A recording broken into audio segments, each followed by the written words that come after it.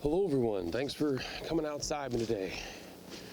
Whole bunch of testing of products today, but also we got to get some mid-season scouting in. And I think this is probably one of the most underutilized or underappreciated things you could possibly do, particularly when it comes to getting yourself prepped in the middle of the season from food sources to rut action. Well, this is Pennsylvania, and this is Pennsylvania public land. So you can see the logging road back here, right? And then it kind of like comes up here, big logging road, big open clearing, and right here, some Tom, Dick, and Harry has his giant old two-man big game ladder stand right here. It looks fresh. I want to look at this. I mean, he does have the right idea. This is either, there's no way this guy's been hunting this with a crossbow. My guess is that he's been hunting this whole flat down in here with a muzzle loader, or maybe he brought a kid up here. But this is very fresh. Very, very fresh. Yeah. Yeah, there's no tarnish on that ratchet strap whatsoever. Little bite into the tree, that's about it. So it's been here not that long. So they could have put it up here for gun season, the firearms or the muzzleloader antler season. If he's hunting with a crossbow to this thing, God love him. But this is what I'm out here really to find today. It's this mid-season scouting, because this tree stand wasn't here at the beginning of archery season, obviously. It's very fresh. And so what I'm really out here to find out is people are pushing in closer to the bedding areas and those transitions, because at least here in PA, this is very common. People coming in, putting ladder stands, hang-ons, ground blinds, and they'll do it very close to the beginning of archery season. And so then you'll come in, you'll find them later. Because I have not been on this particular piece of public. I haven't been here since first week of August, so it's been second week of August, yeah, so it's been 2.5 months. Here we are towards the end of October. So this mid-season scouting is very important, because that means this guy is walking right at this major road. He's parking his butt right here, and all the deer that come out of this way, major bedding is still a solid quarter to a third to a half mile that way. So that's where I'm headed right now. And I'm going to see if other guys have pushed in there with other things and left them, or if there's just other sign of guys like me, saddle hunters, guys running run and gun, hang-ons and climber setups, looking for marks on very obvious transition points on trees for guys climbing up and down. This is like the one benefit of it's a Sunday here in Pennsylvania, so there's nobody hunting right now. So if you're out here, you're just out here for recreation or scouting. So I'm not blowing any spots. That's why I'm just wearing warm camo and not carrying a bow or anything else. I don't care if I'm a little bit loud. I probably won't touch this spot. Like I said, here we are last week of October. I won't touch this spot until, again, at least a week from now, if not 10 to 14 days at a minimum. Really trying to keep an eye out for other hunting pressure up here. One thing I was kind of surprised to see was that guy didn't have a camera, like right in front of his ladder stand. That's very common, at least in my part of the country. People put their stands and cameras right next to each other, which I think is absolutely stupid, but because then he's going to see, oh, I smell a guy here touching his camera. Oh, look, there's a tree stand. Probably should avoid this area. It's nothing really to write home about, but hey, these are some big white oaks right in here that I've never touched before. You got a pile of scat. Now that's probably wet from more or less the rain. It's just been pouring up here in the Northeast. But this is all, look at the size of this white oak here. And you got this big double trunk guy clear back here. There's acorns all over the place. There's obvious trails and whatnot.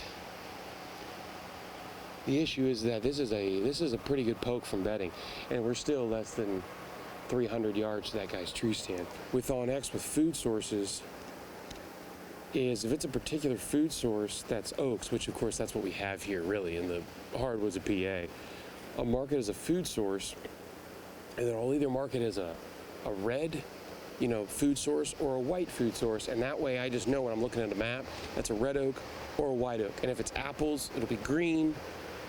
It's just a great way for me to easily Mark my location. There's a food source.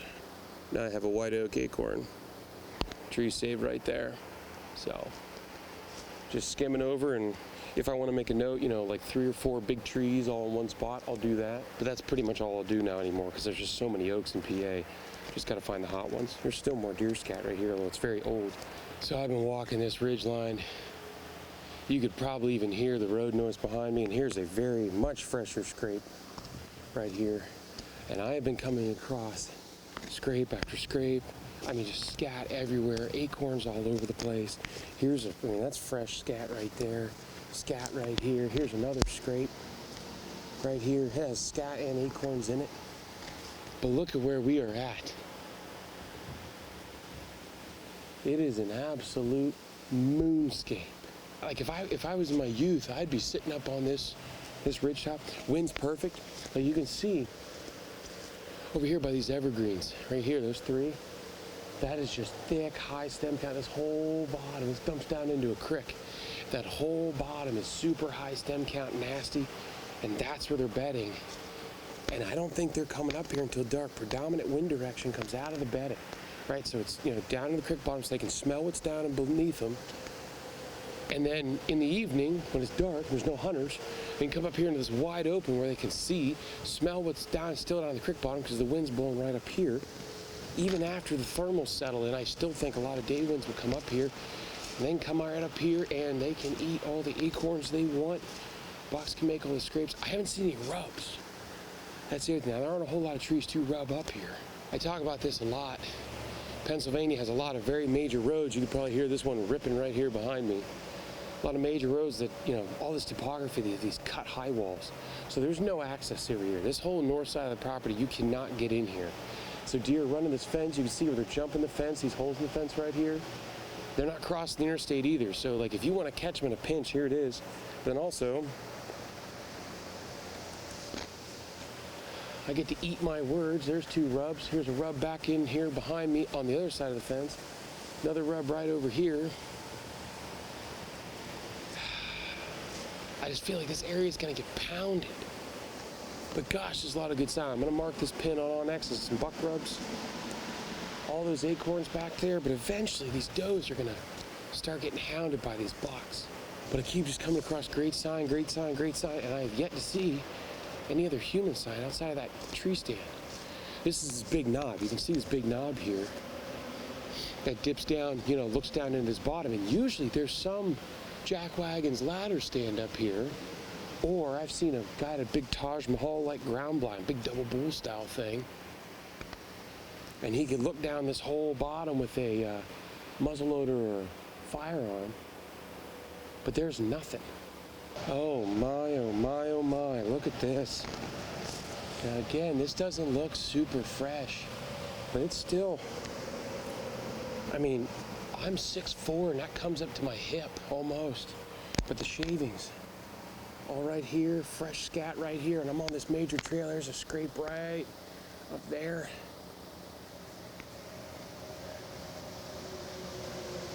I don't know what to do. I'm still 400 yards from where I want to be. I hope I see sign like this. I can't even get my fingers around. I can palm a basketball. I can't get my fingers around this rub. And he's got it marked all the way up here. But I just don't know. I just don't know what to do. This just feels like this is too wide open. Like I just don't feel like he would walk out here. I feel like there has to have been pressure. But I don't know. I just don't know if there's no other pressure up in here. Because like for him to come rub this tree, I feel like it has to be at night. But I just don't know. Yeah, this is all turkey sign in here, which is also a good sign. Because if turkeys feel safe being right here, then deer will be safe being here too. Where I'm trying to push to, I've only ever seen one other person. It was an old guy hunting out of a ground blind with a crossbow. And he was back in here every day, but he was about 100 to 150 yards short. As you can see, significantly thicker now. So, well, I just swapped batteries in the camera, and I moved about another 20, 30 yards. Yep. I love Pennsylvania. I got to about 20, 30 yards. I was like, I smell dough in estrus. Like rancid. And sure enough, right about where this guy's ground blind was last year. I'm looking for a camera. There's a camera right over there. Well, so here's this scent stick. No deer activity down here. There's no scraping. Right here, this guy has clearly been up and down this tree multiple times. I mean, he's on a good trail. But here's his climber. Looks like a summit. Got the mesh netting all over it. But look at this. Look at this tree. He's got his lifeline and looks like a HME strap, gear hanger strap up here. He has been up and down and up and down and up and down this frickin' tree. Pushed a little further. I'll bet this has to be the same guy from last year. He's in, I mean, look where he's at. He's in the more open, right? He's able to see more. There's the bedding. You can see where the skyline shoots down. That's bedding. Oh no, and I can see a ground blind too. This is why none of this stuff was here, right? None of this stuff was here. This is the spot to be, and clearly every Tom, Dick, and Harry has found it. My guess is he's hunting with a crossbow. My guess. A lot of guys don't hunt on those bigger summits with a bow. I mean, if I can see this ground blind from 100 odd yards away, what do you think the deer are gonna do? Like, I got nothing against these guys that come in here and set stuff up.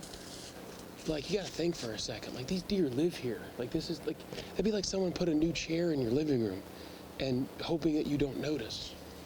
He's got the camera python locked to the tree, so that's good. He's got this like orange, it looks like another scent disperser. I don't know if you can see that or not. I can't see it in the little screen. He's got this camera on this thing, I'm assuming to make a scrape. There's no scrape activity underneath it whatsoever. He's got himself an old wing home, or might even be a camp bark. Right, so this is the corner here. Look, see where it drops off? This is the corner. Right here's the trail. And actually, I'm going to walk over to this trail. They're not going to walk. I mean, there is a trail right here with his camera on it. And 2 frickin' scent sticks and his tree stand in the wide open. Oh, man. Well, that's why I haven't hunted here in a while. Yeah, see that trail right here as it goes around all this high stem count stuff? Stays down in here, goes through here. Unless he's hunting with a gun, his tree stands back in behind all this evergreen here. His little camera and orange scent wick bits over there. But this corner right here, they're gonna stay right here close. Look at the stem count. Look at it. You can't see. There's no trees up here, right? This is an indication. If he's been up and down that tree stand and this ground blind's still here, that means they haven't shot a buck yet. PA is 1 buck state. Or they have shot a buck and they think they're going to still keep tagging a doe out of here. This kind of proves to me then what I feared. So this blind is right here. Big old Ameristep blind. I've never seen a living person back in here before. Like, no evidence of hunters, no trash, no nothing. That guy pushed him a little bit further than he has in the past. Here's this big red oak that I filmed next to. And that ground blind, it's right there. 22 yards away. Big white right here I always film with, back over here. And I kind of had a hunch that eventually somebody would figure this out. And considering that I hunted back in here for 3 years and never saw another person, I think somebody watches my videos and figured this out. But this is it, man. This is the spot. But one thing I have not seen here, I have not seen a single rub. I have not seen a single rub. I have not seen a single scrape. Well, so I decided to move down here a little bit, and I want to look down at this point, and there's the blind, 10 yards away, and here's a scent wafer. Still no camera though. It's not that I can see. So is this one guy got a blind and a scent wafer and a tree stand all within 150 yards of each other? 3 scent sticks, camera.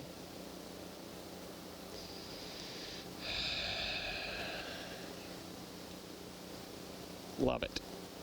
Most of the time when I come across people's cameras on public, if it's in a spot that like is in deep in particular, not like next to a road, I'll go give them the big old thumbs up, something like that.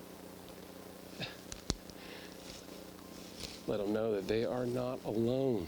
This guy has clearly been in here, has been in here for a while, and unless he tagged something recently, has been pretty unsuccessful. Well, we're starting to get a real Nazi spritz and sprinkle, so hopefully we will test the waterproof nature of the cam park, but just had it looked to be like a little 6-point, but they ran at me. They came out of the thick, out of this open, so I finally popped out here. They came out, water in the lens, they came out this way and ran down towards that bedding.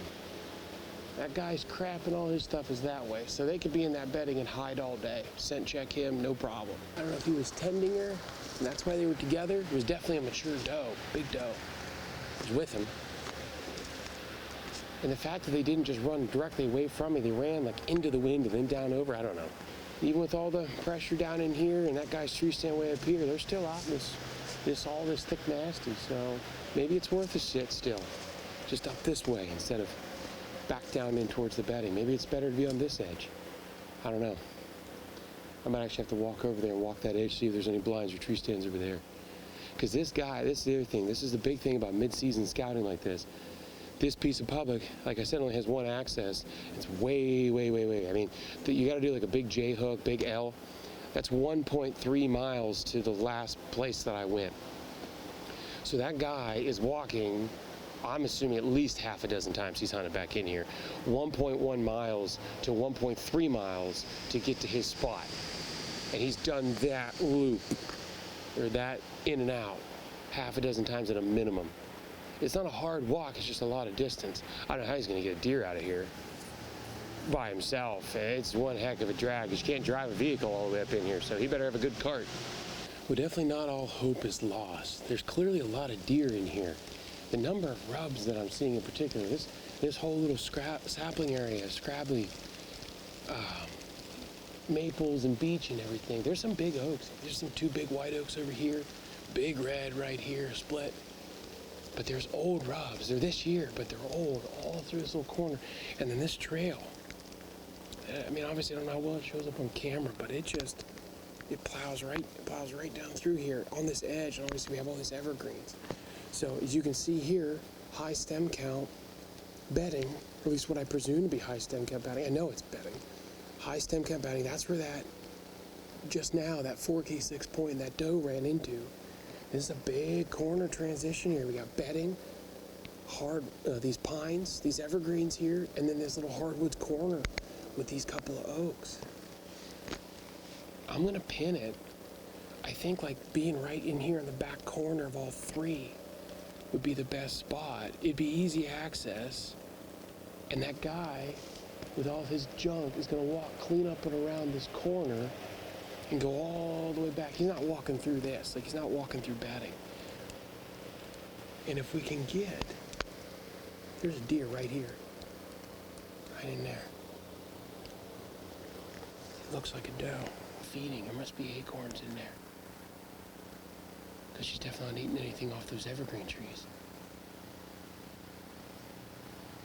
I just looked in there, I was like, oh, it looks like that log looks like a deer torso.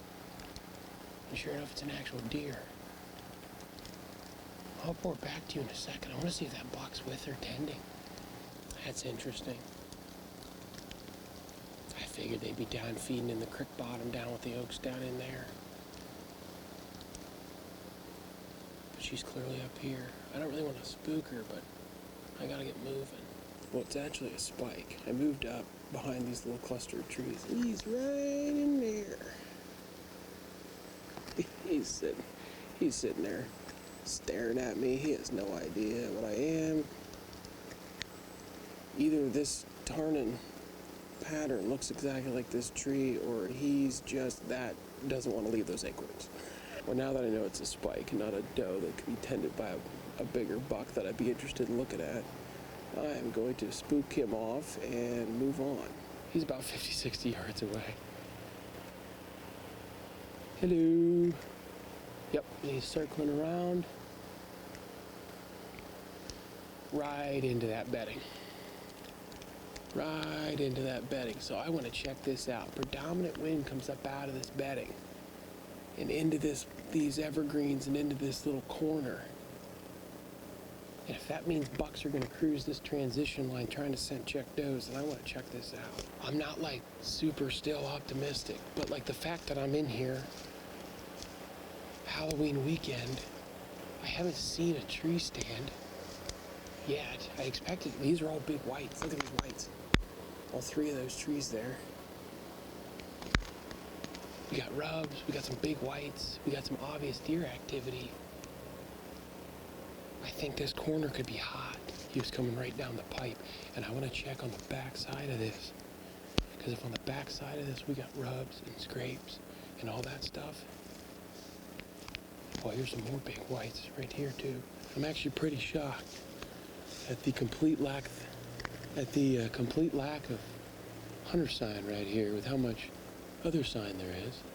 And the fact I've seen 3 deer in the span of 10 minutes. But here's where that bedding starts. Here's all that high stem count stuff right in here.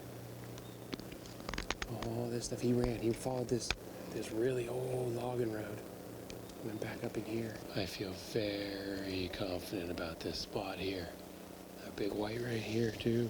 We've got some serious considering to do. I'm gonna mark all these whites on OnX first, before I do anything else. And we might be back in here in about a week when I have some time to finally get in here. All right, so we're back out here on the logging road. What are the takeaways here? Because there's some pretty wild ups and downs coming in public like this. First takeaway, I think the first big major takeaway is that there are still a ton of deer in here. And outside of that one climber stand and that ground blind down there with the camera and the scent wicks, outside of that catastrophe, I haven't seen any other, and then this ladder stand that's back up here at the end of the tram road. Outside of that, I saw no other hunter sign. Now, that doesn't mean there aren't other guys coming in here, but that guy clearly has that corner pinned down, which means other people might have done what I've done. They've come in here, seen the dumpster fire that's going on, and then just got out of Dodge. Very true with this guy up here at the end of this tram road. A lot of these people in the muzzleloader season or guys that are hunting with crossbows see that and they're like, I just don't want to mess with him. He's already got staked his claim. Well, it's public land. You don't get to stake your claim. You can say you hunt here, but it doesn't mean you get to permanently hunt there and you're the only person who gets to hunt there. So I think the biggest thing is that I'm kind of splitting the distance because I got to remember, the deer have to live here still. And here we are in absolutely horrific weather, very windy, very loud. It's been raining off and on. And we just had that 6-point or 4-point, whatever it is, and that doe, which I think he was tending, and they ended up getting spooked. They didn't get spooked by me.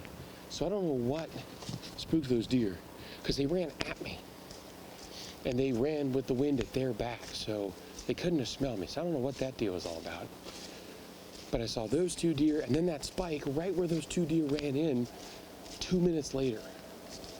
So there's clear, and then all of the rubs and all of the scrapes and the scat. Oh my gosh. I mean, obvious fawn scat, which is, a little bit smaller and more ball shaped. At least that's been in my experience, more spherical. And then full grown scat. I mean, just, there has to be a herd of 15, 20 deer up here working this oak flat because the amount of feces I saw was insane. I mean, absolutely insane. Great scrape activity, great rub activity. So we saw 2 deer capable of making those scrapes and those rubs. And I think there's definitely going to be some bigger ones in here as well. And finding all those white oaks that are still dropping. I saw a lot of sprouted acorns. I talk about this a lot. White oak acorns go bad. They go sour faster than red oaks because they start to sprout. So we got a lot of sprouting acorns, which is good because that means those are viable acorns. One thing that I've seen in a lot of other public I've been hunting this year is that there's a lot of rot. We have a lot of rotted acorns. And there's acorns all over the ground, but they're all rotted. The deer aren't eating them. And so to see sprouting acorns in there plus that literal spike means that there's clearly deer feeding and there's turkeys feeding in there. So I don't know if how much longer that oak flat is going to remain viable. But that three-way intersection, which I've walked past that three-way intersection, I don't know how many times the past 4 years hunting this piece, and I've never once taken a peek at it. And maybe I've taken a peek at it when it's real green out, and maybe it looks a lot thicker. But right now, I mean, whether you're hunting with a gun or a bow, that's a beautiful transition line. Really, really old, mature white oaks. And there's some rubs. So maybe you'll get, working the point there between the white oaks and that bedding peak and see if I can't catch a buck trying to check that bedding area with it blowing up out of the bottom. Good southwest, westerly wind, maybe a dead south wind. Get a real cold day and hunt that edge. And I don't know, I was really bummed out when I walked all the way into that corner. I feel really good now about that three-way, and particularly after seeing two deer run in and that spike come out. Now, spikes aren't the brightest bulbs in the pack, but they know danger. If you have any questions for me about that, do follow links in the description below. Facebook, Instagram, Average Jack Archery, or email, because I am a fuddy-duddy at heart, averagejackarchery@gmail.com. I hope you're able to get outside, enjoy sport of archery hunting if you so choose. Definitely enjoy God's beautiful creation, and we'll get to seeing it.